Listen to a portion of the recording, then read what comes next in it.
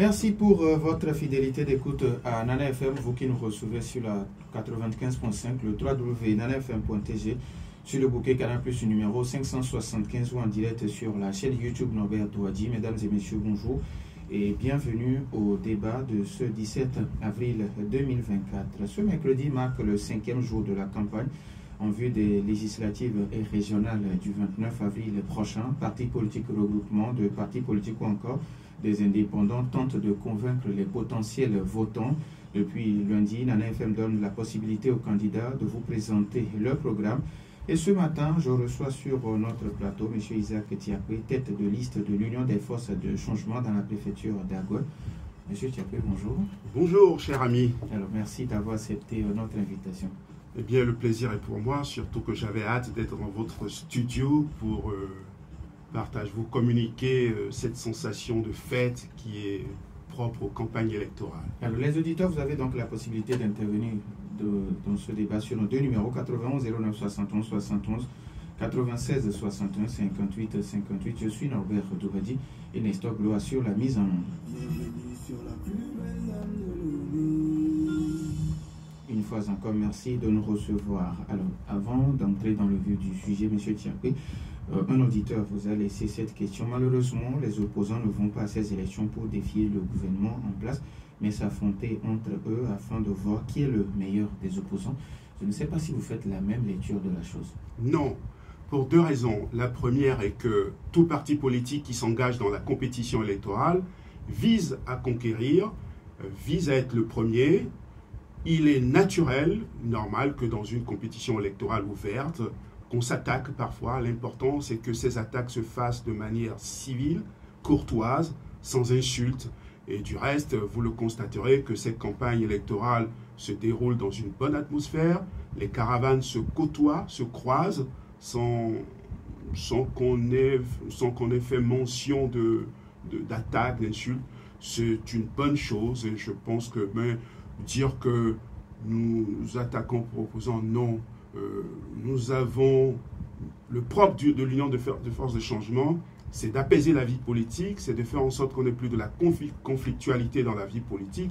Donc, ça n'est pas notre objectif, enfin, du moins pour nous. Et je viens souvent dans vos studios sur nombre de chaînes pour faire cette pédagogie du vivre ensemble, cette pédagogie de la lutte pour le pouvoir qui ne doit pas prendre ce tour de férocité. Donc, ça n'est pas notre objectif. Alors, aujourd'hui, on le sait, la campagne a démarré depuis samedi dernier. Sur le terrain, comment se passent les sensibilisations? C'est la première fois que je participe personnellement, que j'entre dans une compétition électorale.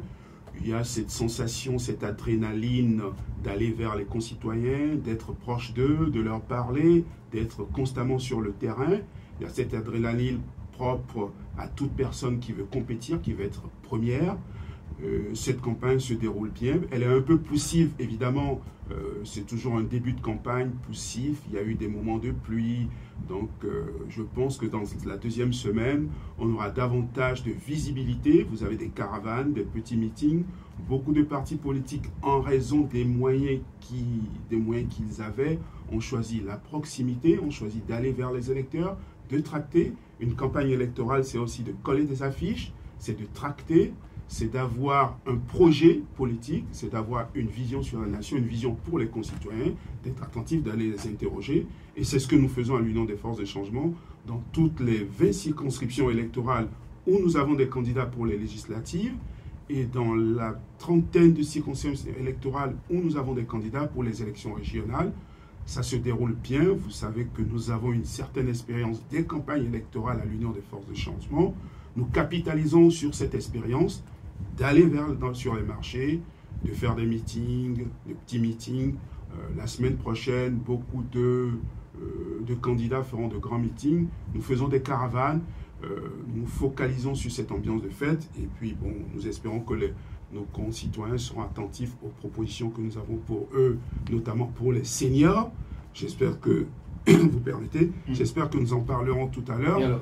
Oui, c'est ce qui m'amène à vous demander quel programme politique vous présentez à ces citoyens. Écoutez, sur le plan, nous avons trois volets. Sur le plan politique, il s'agit de consolider la démocratie, une démocratie du consensus, une démocratie de la discussion, du débat démocratique, de continuer par faire cette pédagogie pour qu'on ait un narratif commun d'un Togo, une nation plus inclusive, une nation où les mémoires politiques ne sont plus cloisonnées, où on n'utilise plus l'histoire à des fins politiques pour attaquer les uns les autres. Nous continuerons cette pédagogie-là, même si c'est difficile dans ce contexte de polarisation, de radicalisation. C'est sur le volet politique. Nous continuerons à faire en sorte que les institutions de la République fonctionnent bien et normalement. Si nous sommes en capacité de peser sur le débat, nous serons davantage enclins à faire des propositions de loi. S'il arrive que nous sommes en majorité ou notre coalition, une coalition d'opposants l'emporte, nous formerons un gouvernement pour, proposer très vite une pension de retraite aux personnes âgées. Toutes les personnes, par exemple, toute personne de 61 plus, qu'elle ait été dans la fonction publique ou pas, nous leur proposerons une allocation, une pension vieillesse de 60 000 francs. Tout jeune diplômé sans emploi recevra une allocation minimum de 25 000 francs pour favoriser son insertion sociale. Dans les régions, nous contribuerons à créer des centres de loisirs et des centres de loisirs et des centres sportifs pluridisciplinaires afin que tout jeune entre 6 et de 6 à l'adolescence puisse aller se former à un sport. Et nous créons aussi dans les régions des conservatoires de musique. Pour ce faire, nous entendons allouer à chacune des régions 10 milliards, ça fait un total de 50 milliards pour les 5 régions du pays.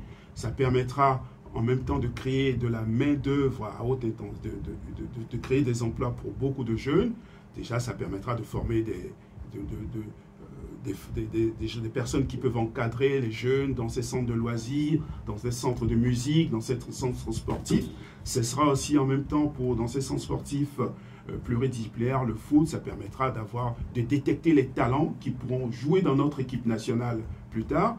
Sur le plan de la santé, il s'agit de faire en sorte que toutes les maladies du métabolisme, nous offrirons un bilan gratuit de santé à tous les âges clés de la vie, tous les 5 ans, toute personne, tout résident ou toute personne pourra faire un bilan de santé.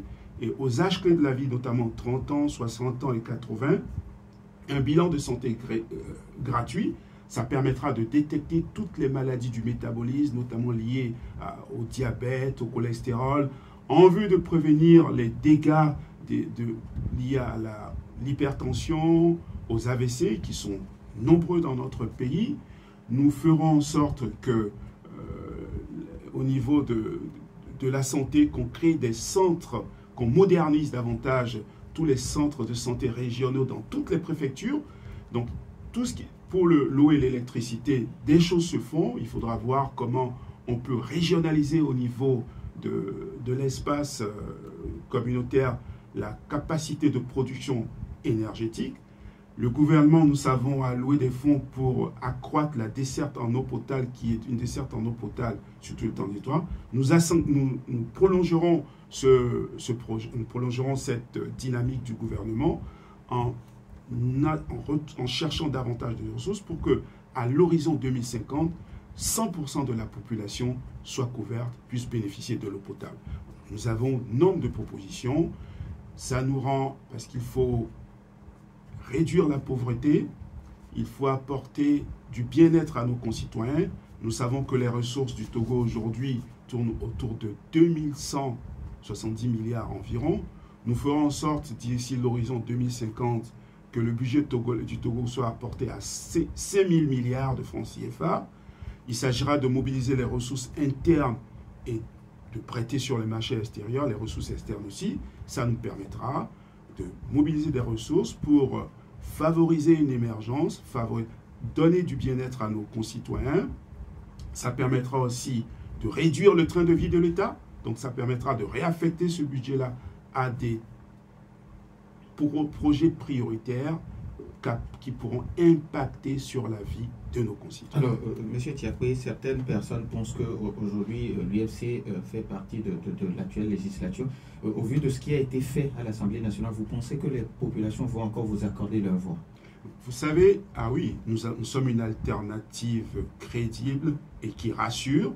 nous avons l'expérience, nous avons une démarche de sagesse, parce que notre ligne politique, c'est celle de la modération. Notre ligne politique, c'est celle qui est conforme à notre sagesse africaine, à toute sagesse en général. C'est une ligne politique qui incline à des compromis. Et si on ne veut pas fracturer le pays, vous avez des courants politiques, ce qui est normal dans une démocratie, que des expressions diverses existent.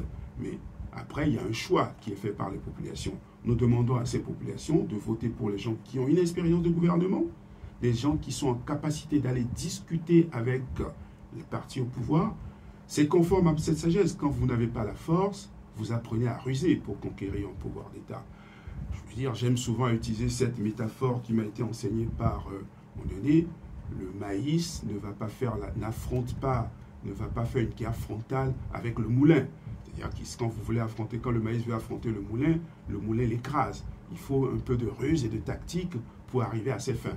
Il y a un rapport de force évident, il y a une expertise, il y a des moyens d'un côté, il y a de l'intelligence, peut-être manque-t-il de la ressource, de la stratégie, et ça, c'est pour ça que nous demandons à nos concitoyens de nous faire confiance pour apaiser le pays. Nous sommes une alternative qui pourra discuter avec toutes les forces politiques, aussi bien celles au pouvoir, dans un esprit de respect qui les rassure, qui rassure les gens qui sont au pouvoir, que nous ne prendrons pas le pouvoir dans un esprit de revanche. Et ça permettra de provoquer l'alternance. Alors, quelle place la justice et la lutte contre la corruption occupent dans votre programme? Absolument, ça c'est un des travers. Vous savez, moi je pose souvent les problèmes qui ne sont pas spécifiques. Bien sûr, il y a le cas particulier du Togo, mais, pardon, aujourd'hui décidément, il y a un gros chat dans ma gorge.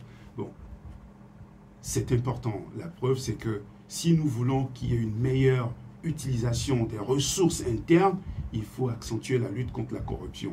Il y a effectivement une perception, parce que là, si vous voulez, le problème de la lutte contre la corruption, son appréciation aussi, c'est aussi une perception. Il y a une perception, la perception n'est ni vraie ni fausse, il y a une perception de corruption endémique dans notre pays et dans nombre de pays. Dans notre pays.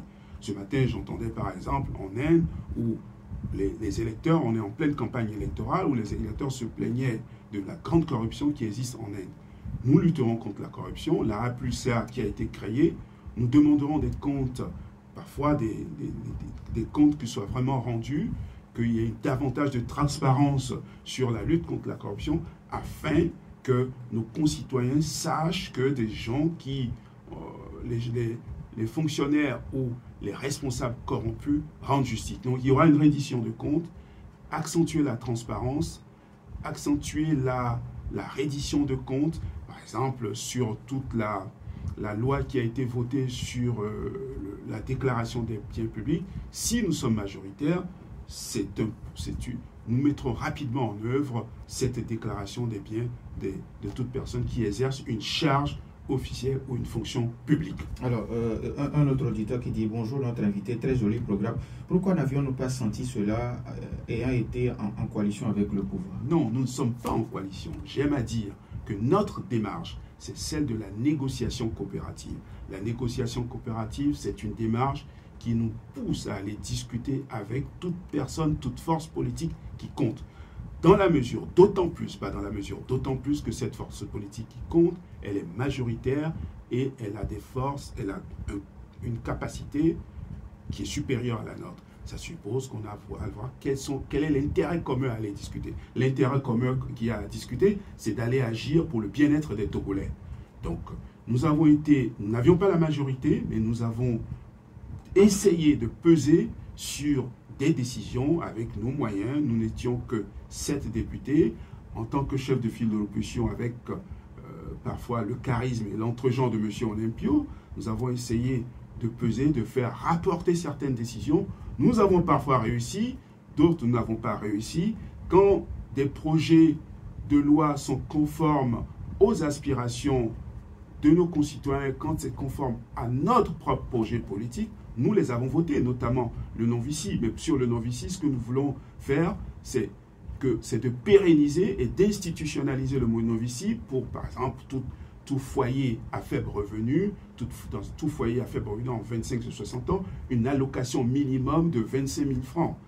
C'est quand nous disons qu'à tout jeune diplômé et sans emploi, de lui octroyer une aide de 20 000 francs pour favoriser son insertion, c'est parce que nous mettons l'accent sur la solidarité. Ça permettra en même temps de favoriser la relance économique, parce que l'objectif essentiel, c'est de réduire la misère et la pauvreté dans nos pays. La question n'est pas des idéologies d'appartenance à des chapelles politiques, d'être je suis à Blodé, je suis UNIR, je suis RPT, je suis ANC ou pas. La question, est-ce que nos concitoyens peuvent se soigner? Est-ce que nous pouvons donner de l'emploi à nos jeunes? Ce n'est pas l'État, ou est-ce que l'État peut créer des conditions afin que les entreprises ou des partenaires, des industriels dans notre pays puissent créer de l'emploi? Nous étions, pour répondre encore, vous m'excuserez selon le développement, nous étions à l'Assemblée, nous avons été attentifs en commission à discuter. C'est pour ça la perception a pu être que nous étions en coalition. Non, une Assemblée nationale, c'est un espace de débat, de discussion, et quand un texte sort, si une majorité le vote, c'est un texte de loi qui est fait ou qui est réalisé pour l'ensemble de la population. 91 09 71 71 ou le 96 61 58 58. Vos avis, vos questions nous intéressent, mais après la pause.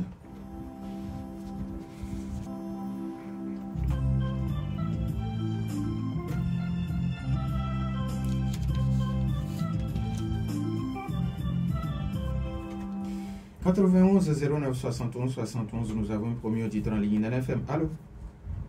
Oui, allô? Oui, bonjour, Pélé. Bonjour. Comment allez-vous? Oh, très bien. D'accord, allez-y, on vous écoute. Ok, je salue notre invité. Bonjour, cher ami. Bonjour, cher ami. Ok. Donc, j'ai trois préoccupations, trois petites préoccupations. Oui, allez-y. D'abord, le CFO, le chef de file de l'opposition, dont vous êtes, et dont j'ai cru ça.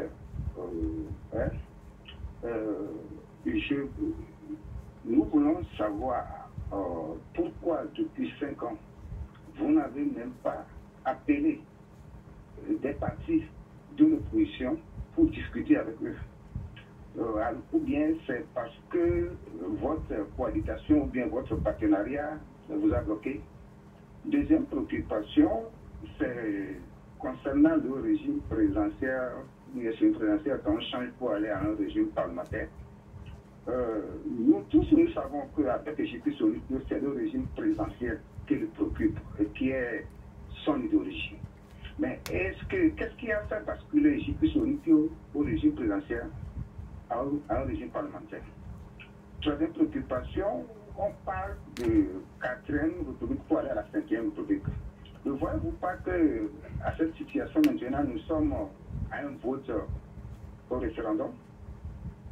C'est-à-dire le peuple va aller, ceux qui disent non à la 4e République, comme vous l'avez dit que vous voulez pour la 4e République, vous allez voter oui pour la 5e République. Ça devient automatiquement un référendum pour ces élections. Que 3 élections, parce que nous allons à 3 élections, régionales, législatives et présidentielles en même temps. Comment vous trouvez ça? Merci beaucoup à vous, Pélé. On va prendre les auditeurs répondre en même temps. Nana FM, allô? Oui, bonjour Norbert. Bonjour. C'est M. Razak. Monsieur Razak. Bonjour l'invité. Bonjour, M. Razak.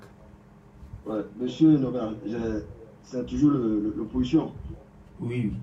Voilà. Moi, je le dis, je le répète toujours à vive voix. Tout à l'heure, on vient d'écouter vraiment le beau discours de notre frère, de notre compatriote, l'invité. Mais sincèrement, on a bel beau, c'est-à-dire écouter ce discours dans ce pays, mais on n'a jamais vu ça, ça n'a jamais été réalisé. Et moi, je le dis, je le répète, il n'y a pas d'opposition au Togo, mais c'est que d'être pour 2 ans, comme ça se dit. Des gens qui ont mis leur vote devant.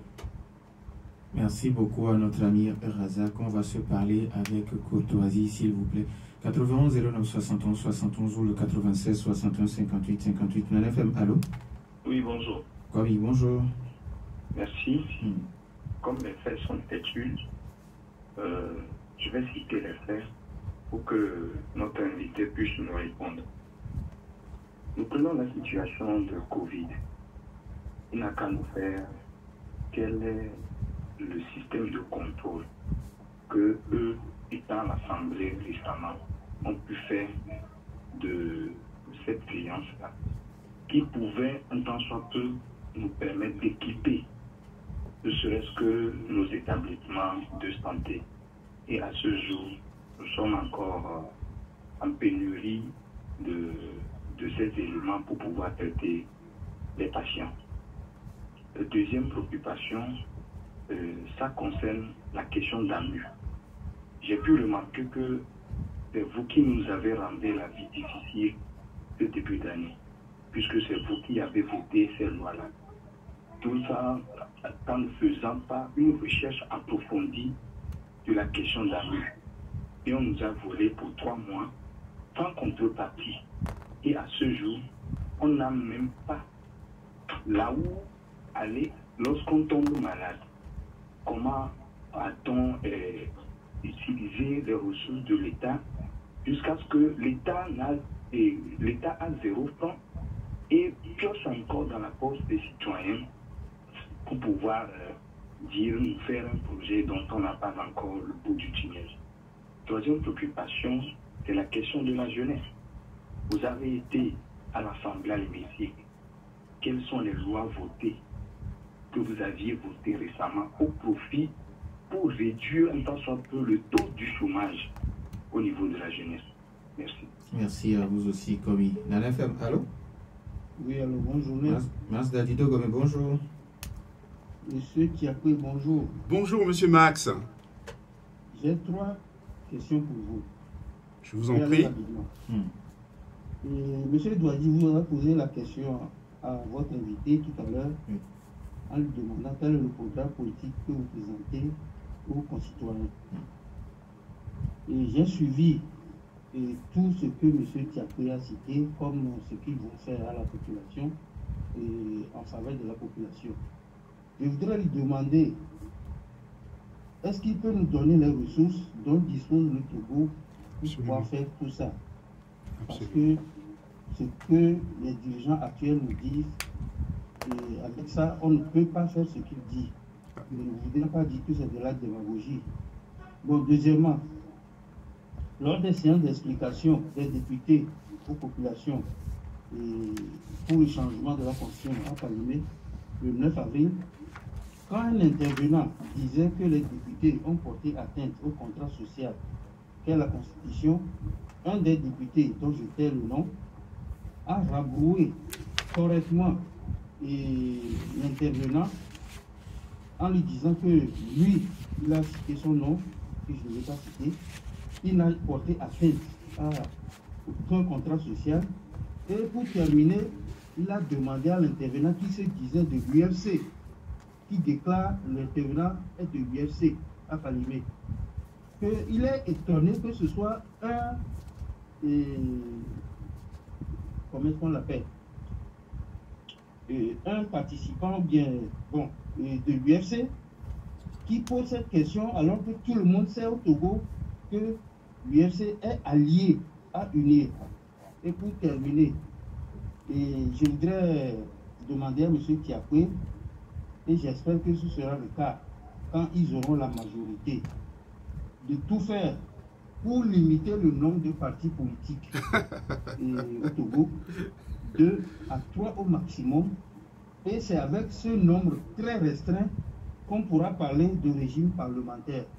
Mais avec la pléthore de partis politiques que nous avons maintenant, ce serait de la vraie pagaille. Merci, bonne journée. Merci et bonne journée à vous aussi. Nana FM, allô? Oui, bonjour. Oui, bonjour. Benoît de Monsieur Benoît, comment allez-vous? Et je vais bien chez vous. D'accord, Dieu merci, ça va aussi. Ok. Je salue votre invité. Moi aussi, j'ai 3 choses à dire. Oui, allez-y rapidement, s'il vous plaît. Premièrement, l'UFP, ou bien le chef de l'UFP, M. G.P. Columbio, est le chef de file de l'opposition. J'aimerais demander est-ce qu'il joue vraiment ce rôle. Ils disent que, aussi que comment je vais dire, il y a une question qu'on n'a qu'à voter pour les gens qui ont été dans le gouvernement l'expérience. Je le répète que l'actuel président du Sénégal n'a pas été dans un gouvernement, n'a pas travaillé au sein du régime de Macky. Mais actuellement, il est président. Pour terminer, je pense que monsieur, votre invité, il dit que depuis qu'il y a la hausse du prix du gaz et la nourriture, copie du courant, leur parti n'a rien fait. Au lieu avec leur sagesse, ils devaient rassembler l'opposition en tant que chef de l'opposition et s'entendre aller voir le chef de l'État pour le référer la constitution, la nouvelle constitution. Il faudrait qu'on passe ça en 2025, ce ne serait pas mieux. Merci beaucoup à Benoît depuis Agoué. NFM, allô? Oui, bonjour. Oui, bonjour Norbert. Est-ce que vous avez votre téléphone sur mode haut-parleur? Oui. C'est bon? Oui, c'est bon. Ok, d'accord. Bonjour, monsieur Tchapi. Bonjour, monsieur. Votre nom, s'il vous plaît? Olivier de Legbacito. Olivier de Legbacito. Ok, monsieur Olivier, allez-y, on vous écoute. Moi, je voudrais faire une petite caricature. On avait demandé à deux ingénieurs de fabriquer des brouettes. Et c'est deux ingénieurs, un français et puis un allemand. On leur a donné une date butoir et la date fut arrivée. L'ingénieur allemand arrive avec sa brouette. Et le français, il vient, il dit, vous savez, le chemin était déjà fait, et puis on a déjà le pneu, on a fait ci, ça, et puis il n'a rien présenté. Je voudrais que les Togolais, ou bien nos opposants aujourd'hui, soient des ingénieurs allemands, qui soient pragmatiques. On ne veut plus des tests, de beaux tests, de très belles rhétoriques, mais qui ne profitent pas à la population. Tout à l'heure, il a dit qu'il n'était pas en coalition avec le régime, mais qu'il faisait des propositions. Aujourd'hui, qu'est-ce que les Togolais peuvent tirer de leur présence au Parlement en tant que chef de file de l'opposition? Merci Parce beaucoup. que tout ce qu'il dit, c'est beau. Mais est-ce qu'ils sont ancrés dans les réalités? Est-ce qu'ils savent les réalités du terrain, ce que les Togolais endurent comme souffrance avant d'écrire ce test-là? Merci beaucoup à Olivier de Legbacito. On prend le tout dernier auditeur. NFM, allô? Allô, bonjour Norbert. Monsieur Gallo, comment allez-vous? Ça va très bien, bonjour à votre invité. Bonjour Monsieur Gallo. Bon, mon frère, moi je voudrais vous demander si tout nous quelque chose par rapport à votre accord avec le RPT d'antan, quelques succès. Franchement, je crois que être connecté avec la population, c'est pas le fait d'antan. Oui, moi je vous souhaite quand même bon succès. Merci. Merci à vous aussi, Monsieur Gallo. Merci à tous. On va donner maintenant la possibilité à Monsieur Isaac Thiapé de répondre. On va commencer avec la dernière question de Monsieur Gallo parce que ça a un lien avec la question de notre auditeur qui vous demandait pourquoi n'avions-nous pas senti cela quand vous étiez encore en coalition avec le pouvoir. C'était une première expérience. Nous apprenions et nous avons appris par certaines erreurs, nous apprenions et nous entrions. C'est la première fois que nous options pour un nouveau cap qui est celui de faire l'apprentissage de la gestion de l'État. Il y a quand même apprendre, c'est parfois trébucher, c'est parfois des maladresses, mais aujourd'hui, après 7 ans, je pense, passés au gouvernement, nous avons une expérience, nous avons tiré profit de ce passage dans le ministère. Nous savons aujourd'hui comment gérer, en quoi consiste le budget de l'État, comment il se met en œuvre, comment on mobilise les ressources internes et les ressources externes. Nous avons appris comment gérer l'administration, toute la pesanteur de l'administration. Ce qu'on oublie suffisamment, c'est que l'État, je pense que vous avez beaucoup de nombre de personnes qui aspirent à diriger l'État, mais qui n'ont pas la notion de la majesté de l'État, c'est-à-dire de l'importance de l'État avec toute sa structure administrative parfois pesante.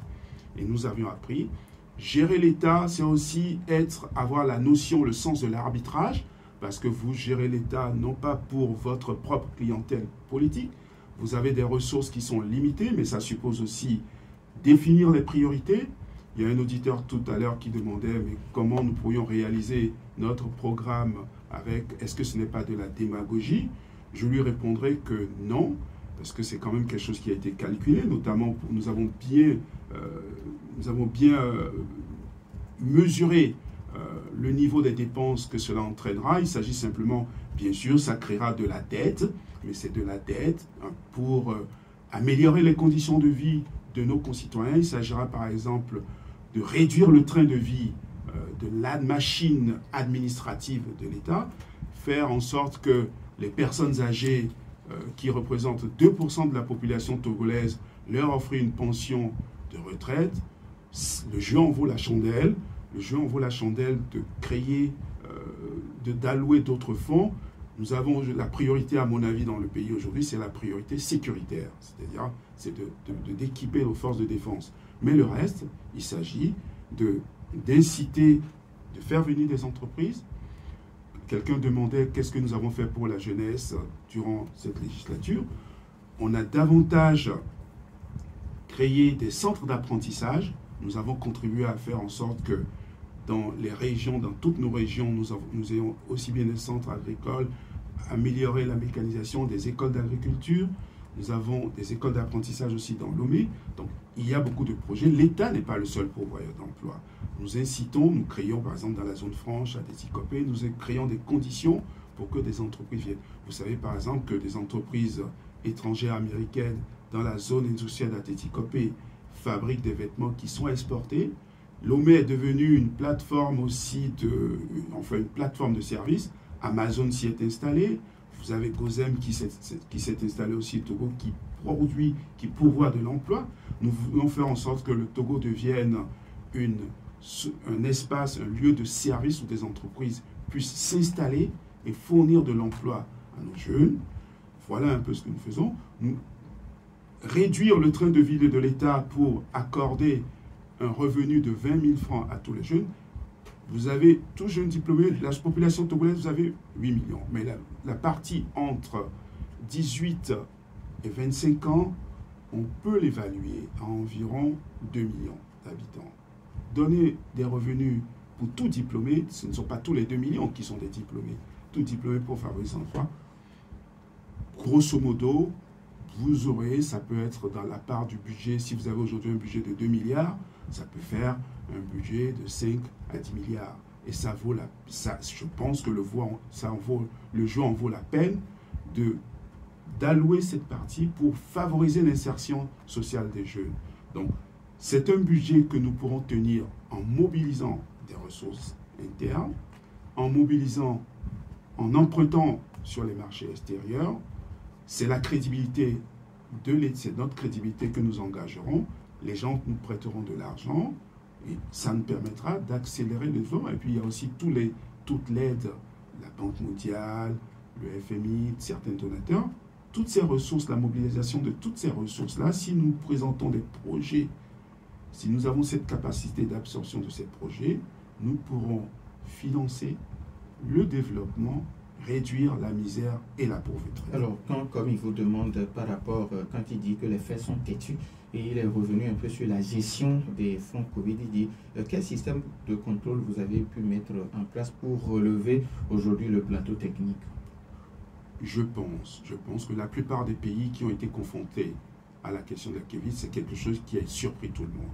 Il y a eu un premier temps de flottement, mais je pense que à peu près 6 mois après, le Togo, quand on voit le Togo a su faire face à cette pandémie. Donc, nous avons équipé nos hôpitaux de respirateurs, nous avons équipé les hôpitaux de médicaments pour affronter cette pandémie. Ce n'est pas le pays où ça a fait le plus de dégâts. Aujourd'hui, quand vous allez dans les hôpitaux, aussi bien à l'hôpital de Tocoin, dans tous les CHR, on sait comment accueillir, prendre en charge les patients qui sont atteints de la Covid. Bon. Sur la gestion des fonds, à l'Assemblée nationale, une commission d'enquête a été mise en place. Elle a produit un travail. Nous attendons, des publications ont été faites, des comptes, la APLUCA a été saisie pour la partie de fonds qui n'ont pas été bien gérés. Il y a une reddition des comptes qui est faite sur ce plan. Sur Une question m'a été posée sur la modification constitutionnelle.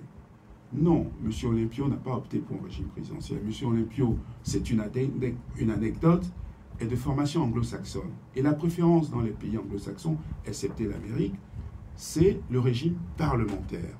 Et pour nous, idéologiquement, parce que dans les années 90, nous luttions contre la présidentialisation et la concentration des pouvoirs dans les mains du président Eyadema, notre objectif, c'était de faire pièce à ce système d'hyper-présidentialisation, parce que le travers des régimes présidentiels ou semi-présidentiels, c'est le glissement vers la personnalisation du pouvoir, surtout dans nos pays africains où les contre-pouvoirs sont très faibles.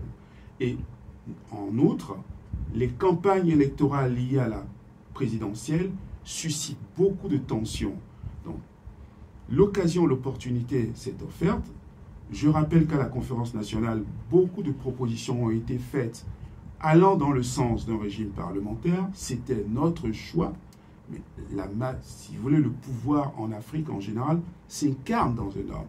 Je passe mon temps à venir dans les studios, à dire que la personnalisation de la politique et du débat en Afrique est un mauvais travers, est un penchant auquel nous devons mettre fin. Ça passe par des espaces de discussion, mettre en avant les idées, les projets. Donc, il n'y a que le régime parlementaire qui permette que des débats, des discussions autour de débats et de projets. Alors que quand c'est un régime présidentiel, quand c'est la campagne présidentielle, c'est la belle tête de la personne qu'on voit. Et dans nos pays, quand vous parlez de partis politiques, si vous dites UFC, vous parlez de Jekyllis Olympio. Ce n'est pas l'UFC que vous voyez derrière. Quand vous dites ANC, ce n'est pas ANC en tant que parti politique, mais c'est M. Fabre que vous voyez. Quand vous dites UNIR, ce n'est pas le parti, c'est-à-dire la structure politique UNIR que vous voyez, mais c'est le président de la République que vous voyez. Donc, il est temps que nous passions. Ce sera l'une des manières, peut-être, de remédier peu ou prou à cette grande polarisation, mais polarisation qui tourne autour de la personne, des personnes. C'est pour ça que le régime parlementaire, c'est une opportunité. Et surtout, d'autant plus que jugeons à la pratique. C'est à la pratique qu'on verra si ça permet, si ça apporte du mieux ou pas. Monsieur Diakoué, quand Pelé pense qu'aujourd'hui l'UFC est le parti qui est le chef de file de l'opposition, et depuis 5 ans, il vous demande pourquoi vous n'avez pas appelé les partis politiques de l'opposition afin de discuter des conditions de vie des Togolais, de la situation sociopolitique dans nos pays, ou bien c'est parce que vous êtes en coalition avec le pouvoir que ça vous empêche de le faire? Non, des discussions ont été menées vers les partis politiques d'opposition. Nous les rencontrons au sein du CPC, nous recueillons parfois les observations quand, par exemple, je prends 2 derniers exemples. Quand il s'est agi du cautionnement, nous avions sollicité l'avis de nombre de partis et nous avons fait passer des messages à la partie au gouvernement en leur disant qu'il fallait que ce cautionnement était trop élevé. Donc, il y a des démarches qui sont faites. Quand des opposants sont arrêtés, nous allons voir le gouvernement, nous disons attention à ce que la perception, l'image du pays ne soit pas dégradée, attention à ce que la paix règne, et donc nous faisons des démarches constamment. Quand Mme Adjamagbo a été mise en prison, M. Olympio a personnellement, directement appelé le chef de l'État et demandé qu'elle soit libérée. Quelques mois ou quelques jours après, je pense que c'est quelques jours après, Mme Adjamagbo a été libérée et elle a appelé M. Olympio pour le remercier de la démarche qui a été faite. Nous le faisons parce que nous nous battons depuis des années pour les libertés publiques, que toutes les expressions politiques s'expriment, soient de mise dans notre pays. Donc, bien sûr, on a un parti au pouvoir, nous avons une atmosphère, un contexte politique polarisé, de rapports de force, de défiance. On ne voit parfois pas, on ne perçoit parfois pas nos démarches, mais nous faisons un travail. Il y a un travail qui est fait de passerelles, de couloirs. Il faudrait peut-être davantage de pédagogie sur ce que nous faisons, mais nous faisons un travail en tant que chef de file d'opposition en allant vers nos camarades de l'opposition, ceux qui ont la culture de la discussion, du débat démocratique, nous allons vers toutes ces personnes, nous recueillons leur avis et nous transmettons, nous allons voir après la partie au pouvoir et nous leur présentons les doléances et demander faites ceci, faites cela. Alors, après, c'est à eux de juger. Quel est toujours qui pense que les élections du 29 avril prochain, ce sera 3 élections, à savoir les législatives, les régionales et puis il y aura un référendum? Non. Bon, vous savez, j'ai entendu des leaders politiques appeler leurs électeurs à voter, à sanctionner le gouvernement et toutes les personnes qui optent pour ce régime parlementaire, à sanctionner. Je dis qu'à cela ne tienne. Je veux dire, beaucoup de gens demandaient un référendum, trouvaient que ce n'est pas le fond du projet qu'on jugeait, c'est l'opportunité et la manière dont elle s'est faite. Bon, mais non, si du reste, aujourd'hui que je sache, il y a une dynamique allant dans le sens d'une seconde lecture. Si, d'ici les élections, le vote, la seconde lecture, le second vote ne se fait pas, on considérera que les élections législatives et régionales peuvent être considérées comme un référendum. Je dis qu'à cela ne tienne que ces prochains scrutins soient un référendum. Je dis chiche. Alors, Master Dido Gomé qui vous demande de tout faire, si vous avez la majorité parlementaire, de réduire le nombre de partis politiques au Togo. Et dans ces conditions, on peut parler vraiment de régime parlementaire. Non, mais je regrette n'avoir pas répondu d'une manière beaucoup plus ample, explicite et détaillée aux questions très pertinentes de Max. Pas nécessairement. Au contraire, quand vous avez un bipartisan, le problème n'est pas là. C'est la culture de la discussion que nous devons inscrire dans notre pays. Je veux dire, si nous avons cette culture de la discussion, si nous acceptons qu'il y ait des divergences d'opinion, il y ait des conceptions différentes de la construction de l'État, de la nation, si nous acceptions, oui, que nous ayons 100 partis politiques, ça ne me gêne pas peu ou prou, ça ne me gêne pas tellement. L'important, est-ce que ces partis ont intégré la culture démocratique, qui est celle de la discussion, c'est celle de la propension au compromis. Mais évidemment, vous avez beaucoup de partis politiques qui ne sont pas actifs. Vous avez quand même, en 2007, vous aviez environ 80 partis politiques, mais à l'Assemblée nationale, vous n'aviez que 2 partis, le RPT et l'UFC. Bon, aujourd'hui, il y a un émiettement des forces politiques, mais la plupart de ces partis politiques n'ont pas un réel ancrage local. Vous avez peut-être UNIR, l'UFC, l'ANC, qui ont un véritable ancrage national. Bon, ceci dit, l'ANC n'est que la fille de l'UFC. Donc, vous voyez, il n'y a pas tellement...